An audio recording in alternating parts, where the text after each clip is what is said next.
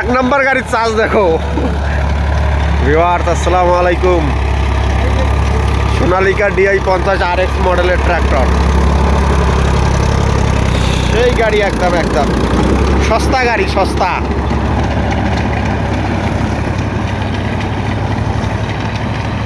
যারা নিতে ইচ্ছুক যোগাযোগ করতে পারেন, একবারে সস্তা গাড়ি, মাত্র 2,60,000 টাকা, মাত্র 2,60,000 টাকা। 16 সালের মডেল, 2016 সালের মডেল ট্র্যাক্টর।